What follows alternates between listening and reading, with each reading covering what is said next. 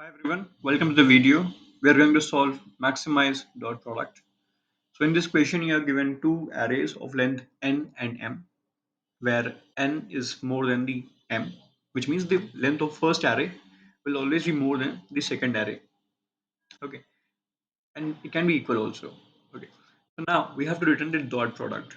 So if you don't remember dot product from mathematics, it is from multiplication between two array such that each array index will be multiplied to its corresponding array index, like index 0 to index 0 from both the arrays, index n from array 1 to index n from array 2. This is the way. But since here the length of the array 2, the second array, can be of smaller length, there can be less elements.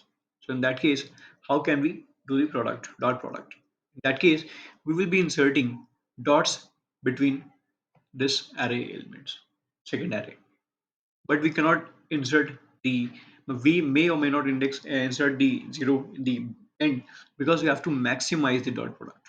We have to insert zeros at that place, such that after multiplication this they will yield us maximum value.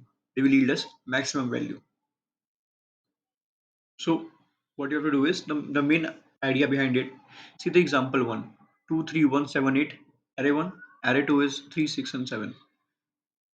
Okay, so if we see the smaller numbers, okay, so difference is 2. We need to insert two zeros and see the smaller elements, the smallest elements in the array 1, which is 1 and 2, index 0 and index 2.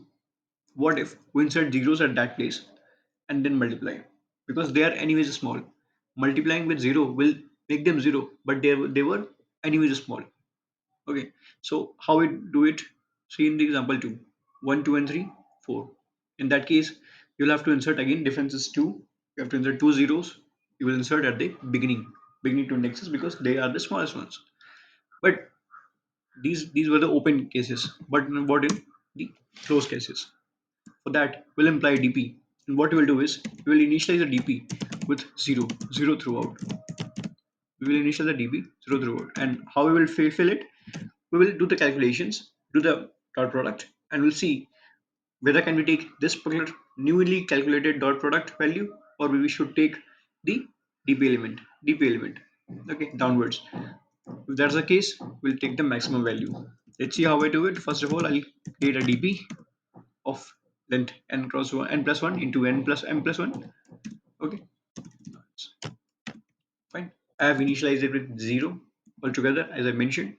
Now I will traverse in the this all the array elements.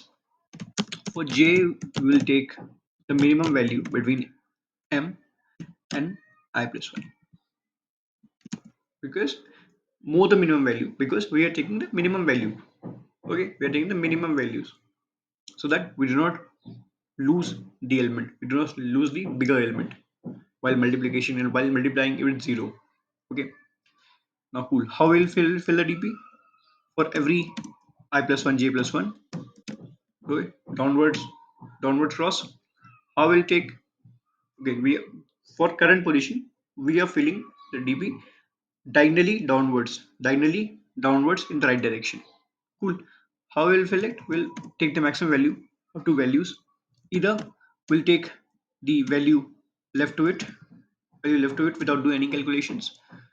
Okay, we are getting the smaller value after doing calculations. We'll take the value left to it.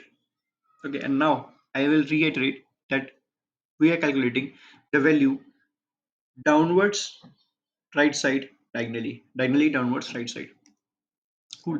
So we can take value prior to it, which is from current position it is just below us. Cool. And now and now if we will multiply do the dot product, which is dpij plus a of I into b of j, e of I into b of j, adding with dpi and j, because that is what dot product is, multiplying the corresponding indexes and adding the product. That's it. That is how we will fill the DP, and at the end we'll return the last element, because that is where our answer will be. We are filling top down.